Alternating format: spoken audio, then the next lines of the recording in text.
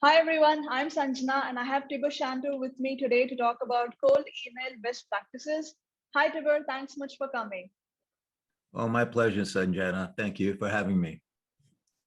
All right, yeah, so glad to have you today, Tibor. And to give an introduction about Tibor, so Tibor is the Chief Prospecting Officer at Renbot Sales Solutions, and he is one of the top 30 salespeople in the world, as claimed by Forbes.com. And he has written more than 4 books in sales. So I've given the book links in the description for you to check it out.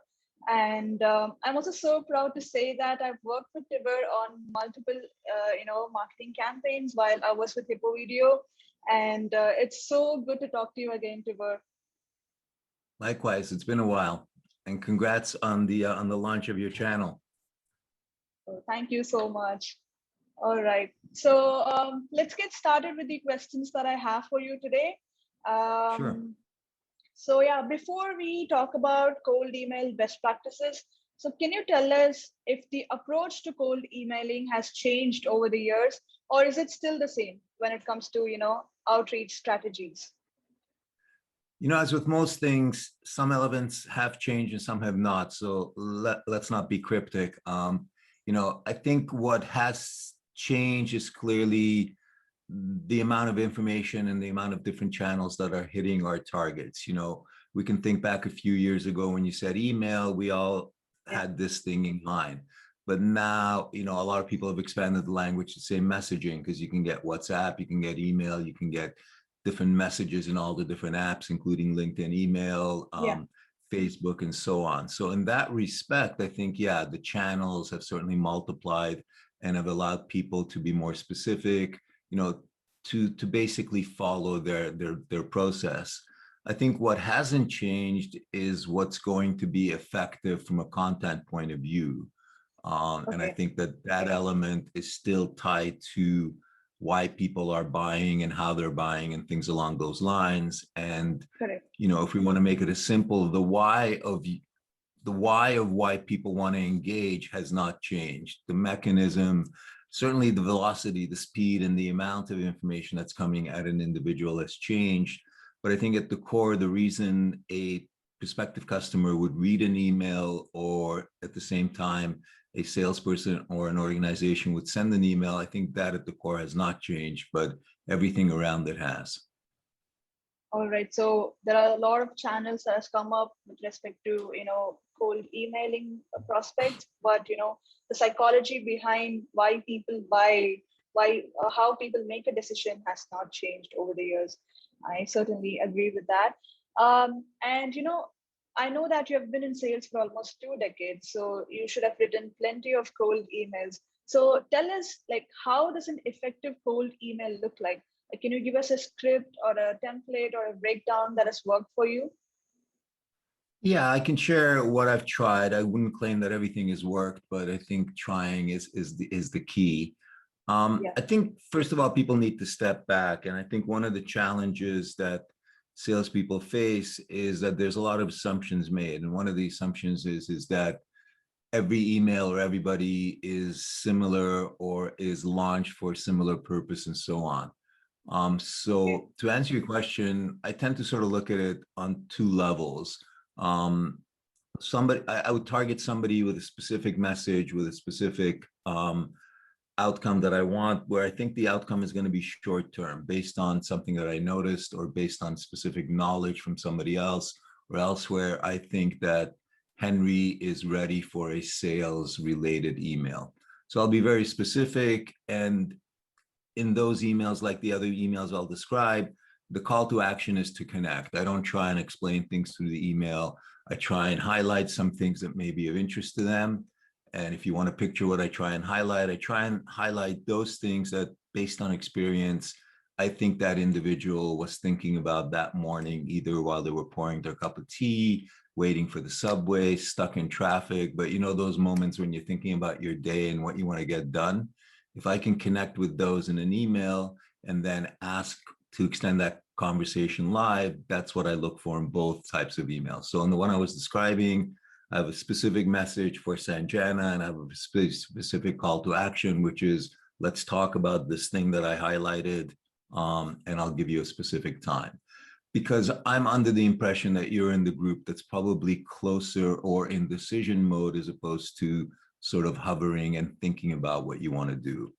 For those people who are thinking about what they want to do, if you will, from a marketing perspective, those people in consideration or awareness, the email tends to be a bit more of a longer story. So I'll pick a few Okay. themes again based on what I think is top of mind for that person, based on their role, based on their company, a whole bunch of factors that come into it. Not what people would normally call persona, because I think that that person's persona changes throughout the cycle and so on. And I think it's a bit limiting to think of it as one, because just think of how many moods and personalities we take on in the course of a day.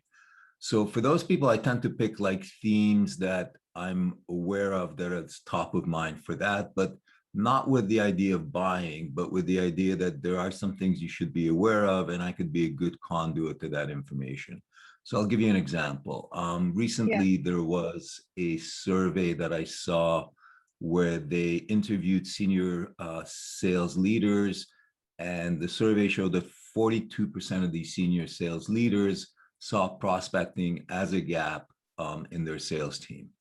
So Okay. at the same time, I read an article that said that 40% of salespeople don't like to prospect.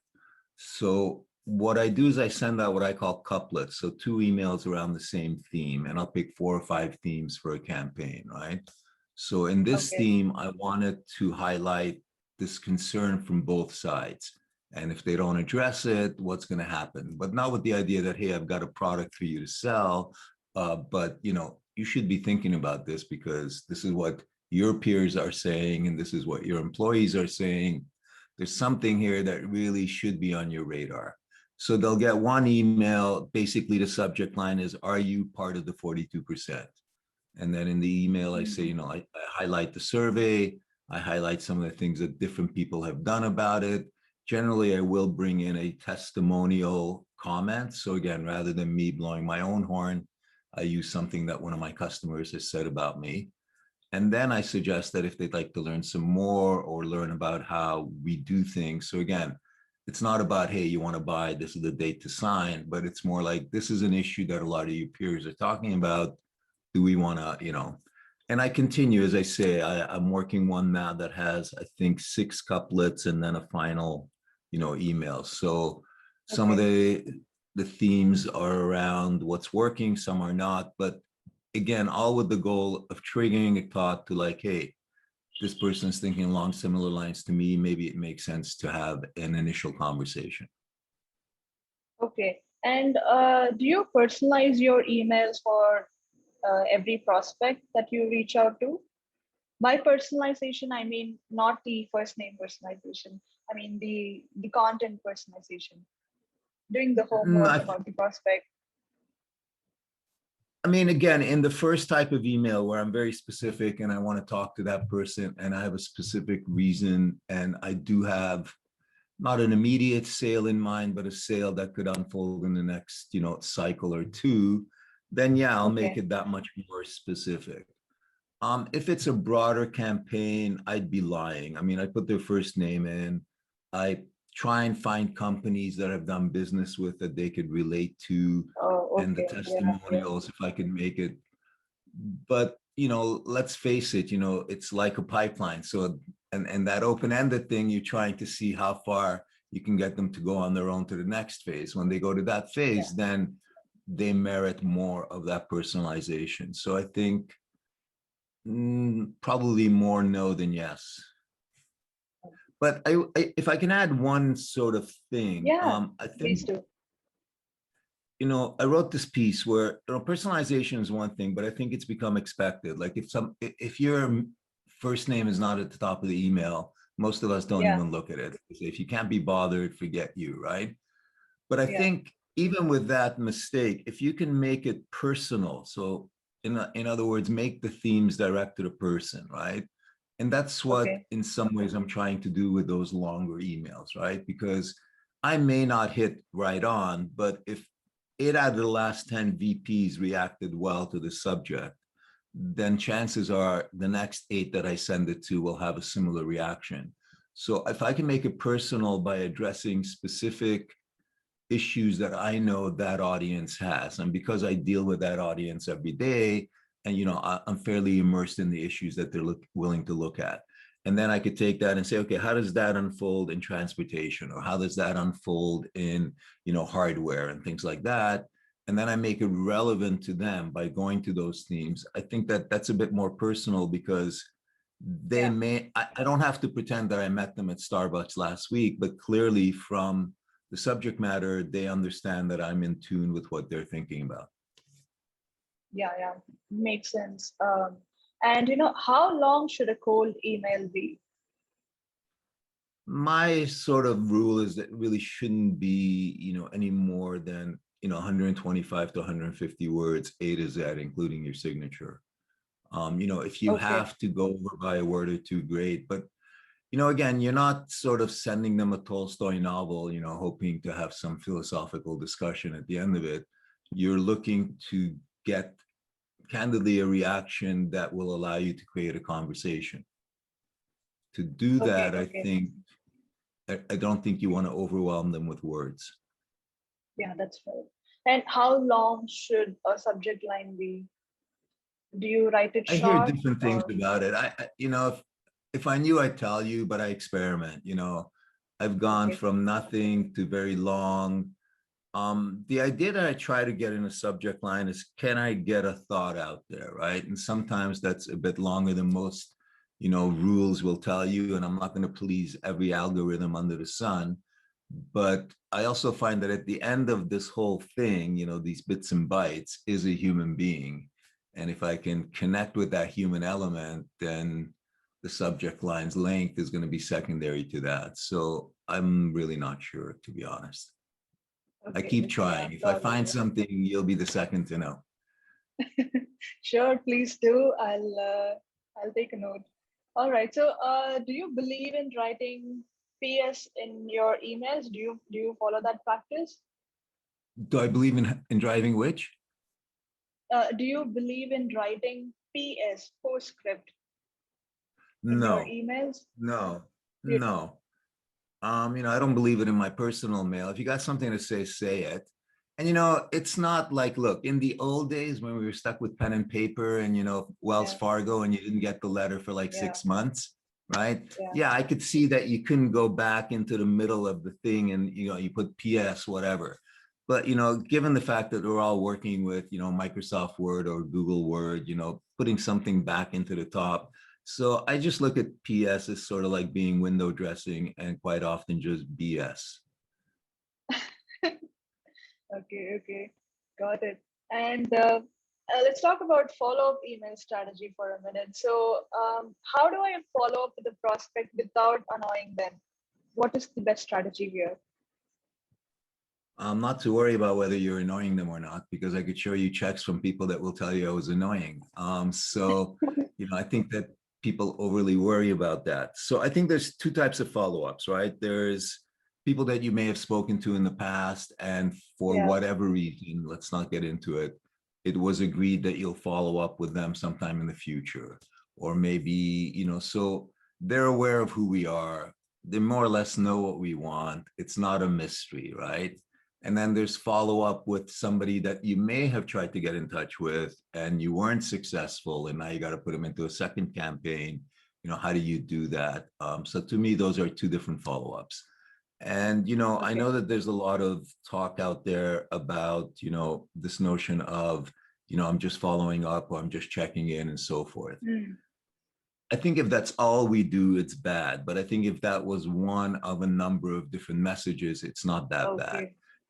you know Okay. people Okay. like people like to know that they're being thought about. And one of the things that I tell salespeople is, sometimes if you have a thought after you have a sales meeting and something comes to mind that you didn't cover or something that you failed to mention or what have you, I think it's to your advantage to call back the next day and say, hey, Sanjan, I was thinking about the meeting we had yesterday and I failed to inform you about something, or I realized that I failed to present this element of it.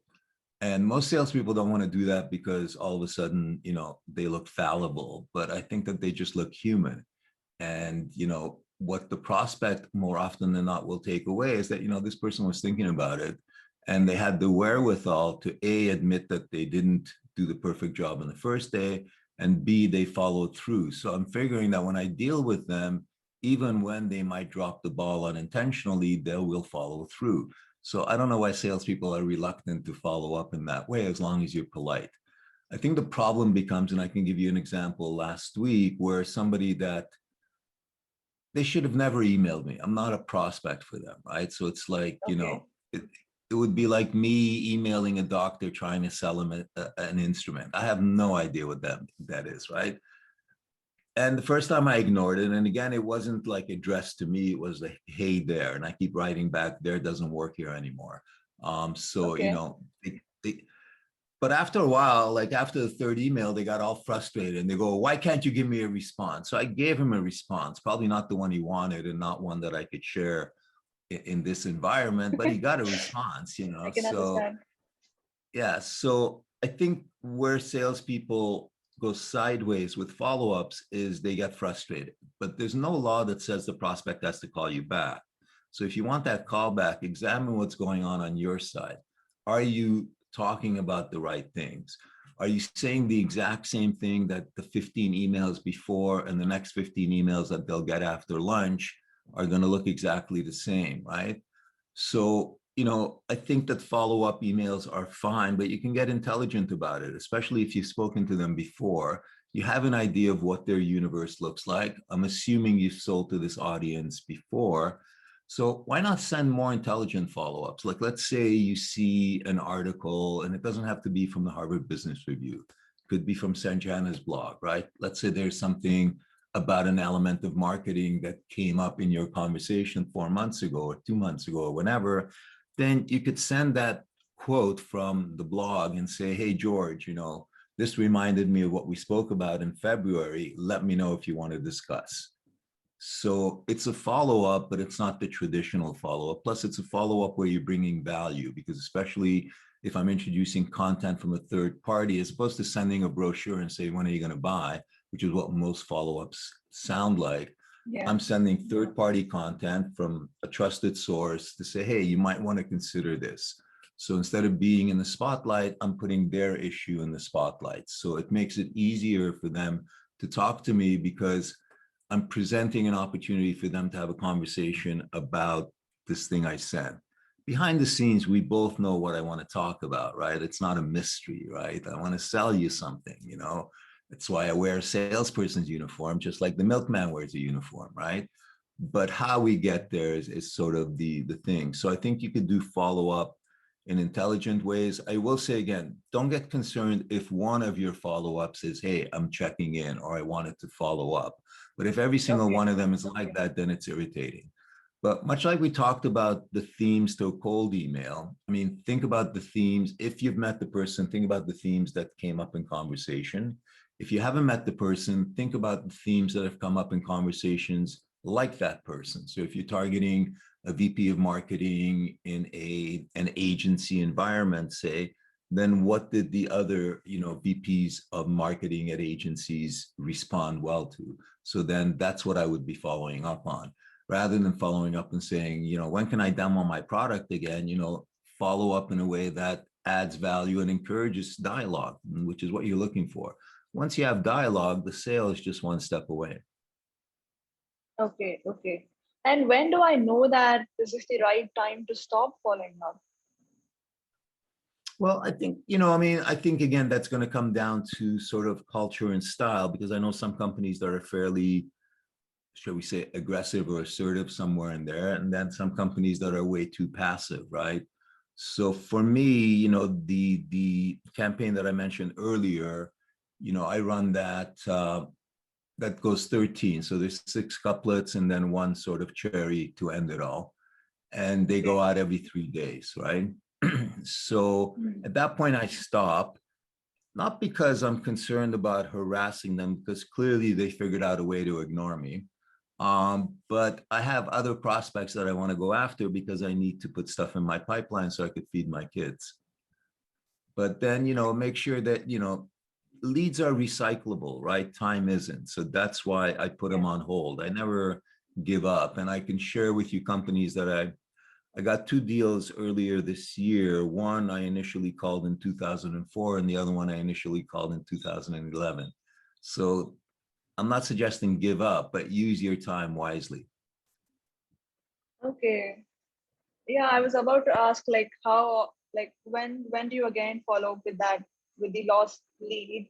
So you're telling me 2004, which is, a surprise. Well, and I've had several conversations with them. It's not like, I've, so I think, like, you don't give up in some ways, right? Now, that doesn't mean that you keep going and banging your head against the wall. But in reality, if you're selling copiers, if the person needs a copier today, they're going to need something with documents, a year or two.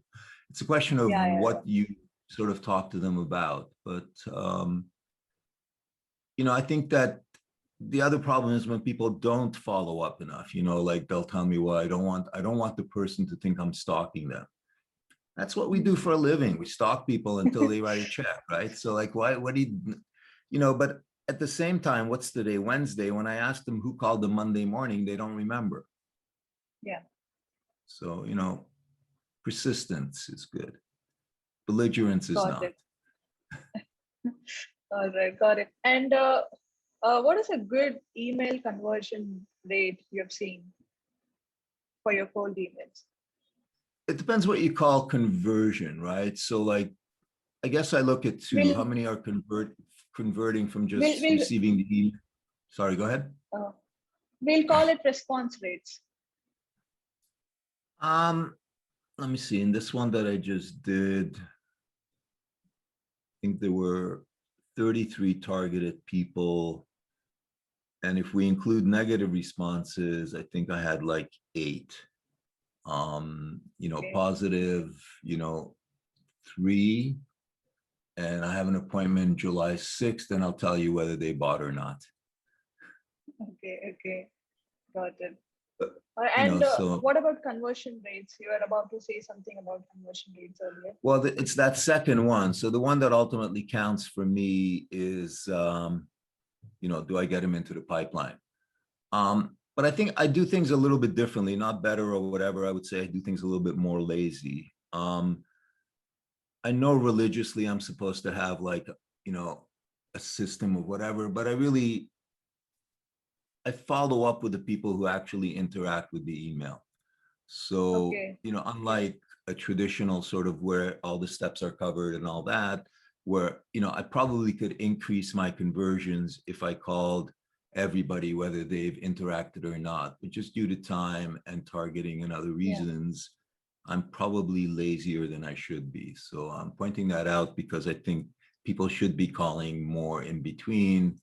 I'm, for all the wrong reasons, selective. Got it. Yeah, that makes sense. It's okay to be selective as well because you save time in talking to the right person, right? So Yeah. that is effective. But yeah, but if you have if you have the ability, the capacity, both in terms of humans and technology, I think, Mhm. I do Yeah. strive for the people that I go after. I do strive for the whole, what they call the triple tap experience, LinkedIn, Okay. email, and phone the Yeah. same Yeah. day. And I am a Yeah. big believer in voicemail, as you know. Yeah. All right. And do you also send out video emails talking about the different types of, mediums?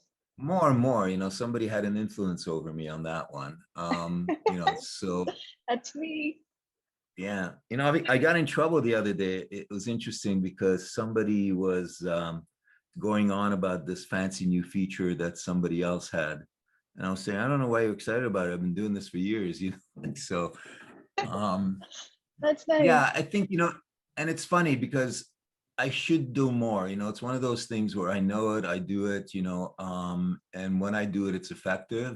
I just need to be more religious about it. So Okay. yes, but not enough. Got it. I should do more. Got it. All right, Tibor. So we have reached the end of the episode. So before I wrap it up, I thought I'll do a quick rapid fire with you. So I'll just ask Sure. you a series of questions, and you just have to give me answers from the topic.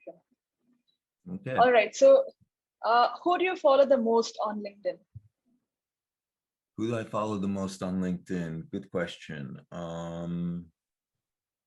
I tend to follow Dave Brock because I enjoy his humor. And the other thing I enjoy a lot is that he does bring in a lot of different opinions and so forth. So you get to see how the thinking unfolds.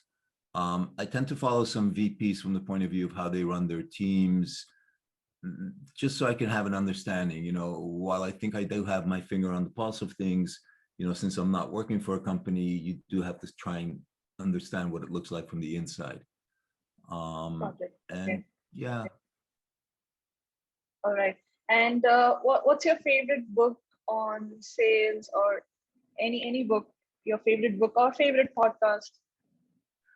well, yours is my favorite podcast, but I think for salespeople, and people say I'm crazy, but the book that they should buy before they buy any of my sales books or any of the hit parades out there by memoirs of a salesperson, they should buy the 10-day MBA, because most of them know how to talk product and they know how to talk pipeline, but that's a language that's only spoken in their building.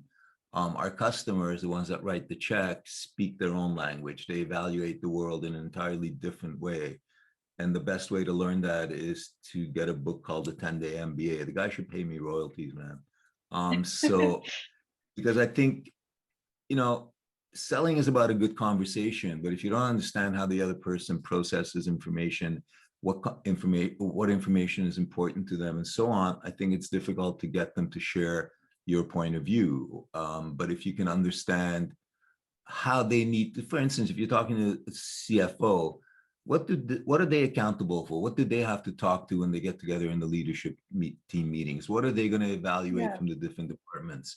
And if you can't speak to that, then you're always going to be some distance away from having a genuine conversation.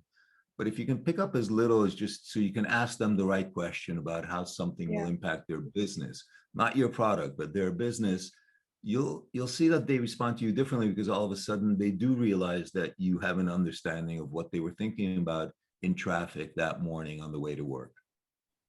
Got it. Yeah, it sounds like a great book. I'll give the book link in the description so people can, check it out later. Tell the guy to send me Uh, royalties.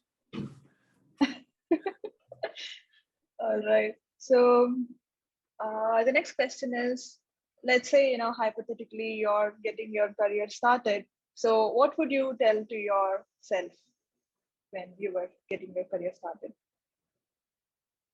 I would say the same as I did. Try and find the people who are most successful, not the ones who are in the office talking a lot, because if they're in the office talking a lot, they're telling you stories because they should be out there selling, right? So what I always try to do is find the people who are always at the top of the leaderboard, whether they were, gregarious or not. And sometimes they're the most intimidating people because, they're the man, right? Or the woman, right? Yeah. So, Yeah. but I think if you can find those, ask if you can shadow them, take them out for lunch and ask Oh, them okay. what are their day-to-day habits, and so on, then you can begin to get on a model for success. Unfortunately, if you think about it, like, who is left in the office to influence this young recruit? Maybe not young, but new recruit. It's the people who are not out there selling. It's the people who are whinging because, the system is not quite perfect. And, at the other place they work, the color of the Salesforce logo was just slightly more blue, which allowed them to do that much more work. Find the people who are not in the office, whose numbers keep going up, and spend time with them. Spend a day or two with them, and talk to them sincerely. And what you'll find is most of them, at least in my experience, they're quite generous. They just don't hang around and socialize because they don't want to be infected by all the BS of the other guys. Got it. Yeah, makes sense.